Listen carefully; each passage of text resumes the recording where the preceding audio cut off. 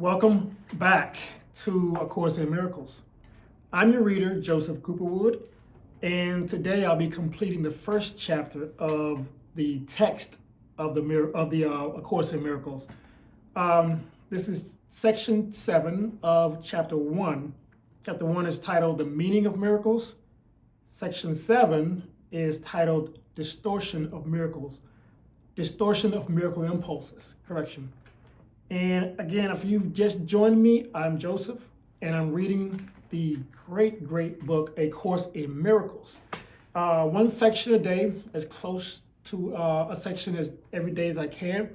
And if you have not purchased this book or not heard of this book, there is a link in the description about what it is and why it is and how it came about.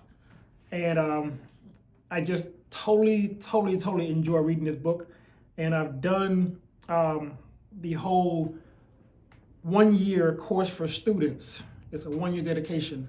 And I told myself that I would do the text portion of the book, which is a very important part of the book as well. So check the link in the description about why this book is and how this book is. All right. And again, thank you if you're just joining me, and I thank you also if you stuck with me throughout the beginning of this, up to this section here. I'll begin. Now, your distorted perceptions produce a dense cover over miracle impulses, making it hard for them to reach your own awareness. The confusion of miracle impulses with physical impulses is a major perceptual distortion. Physical impulses are misdirected miracle impulses. All real pleasure comes from doing God's will. This is because not doing it is denial of self. Denial of self results in illusions, while correction of the error brings release from it. Do not deceive yourself into believing that you can relate in peace to God or to your brothers with anything external.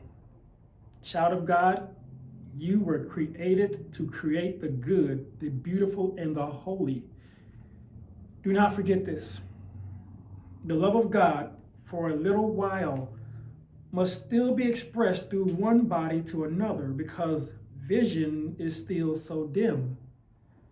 You can use your body best to help you enlarge your perception so you can achieve real vision of which the physical eye is incapable. Learning to do this is the body's only true usefulness. Fantasy is a distorted form of vision. Fantasies of any kind are distortions because they always involve twisting perception into unreality. Actions that stem from distortions are literally the actions of those who know not what they do. Fantasy is an attempt to control reality according to false needs.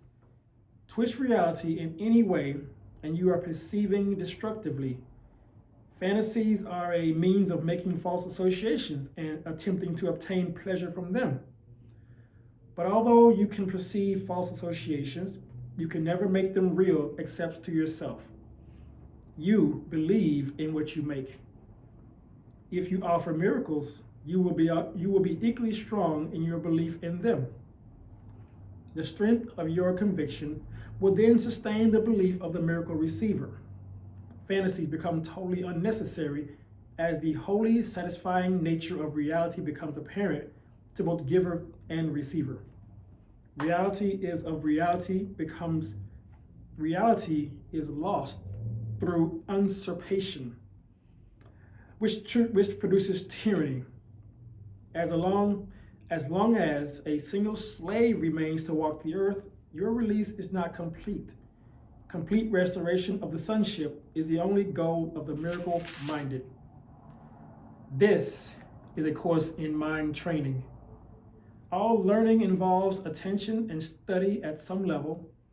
Some of the later parts of the course rest too heavily on these earlier sections not to require their careful study. You will also need them for preparation. Without this, you may become much too fearful of what is to come to make constructive use of it. However, as you study these earlier sections, you will begin to see some of the implications that will be amplified later on. A solid foundation is necessary because of the confusion between fear and awe, to which I have already referred and which is often made. I have said that awe is inappropriate in connection with the sons of God because you should not experience awe in the presence of your equals. However, it was also emphasized that awe is proper in the presence of your Creator. I have been careful to clarify my role in the atonement without either over or understanding it. I'm also trying to do the same with yours.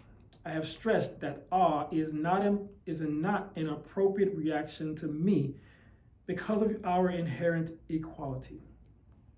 Some of the later steps in this course, however, involve a more direct approach to God Himself.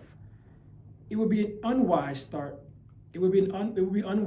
to start on these steps without careful preparation, or awe would be confused with fear, and the experience would be more traumatic than beatific.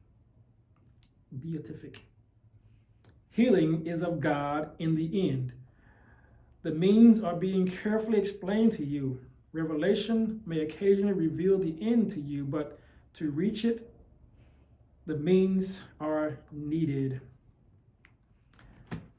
That was Section 7, the completion of Chapter 1.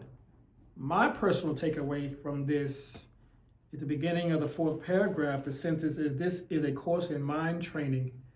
And a long time ago, not too long ago, I saw a billboard, and it literally said that I have to unlearn everything that I was taught. And in reading that, it literally it says that you have to unlearn what you've been trained to learn, what you've been trained to know. And this is the course in mind training, the proper way. What do you think? What are your takeaways from this? I hope to hear your comments and your input in this section, and I hope you would join me again for the beginning of Chapter 2. The last thing I have for you is to remember that this is a course in miracles. It is a required course. The only thing that is not required is the length of time you take to complete it. Thank you for reading with me today, and I hope to see you again next time.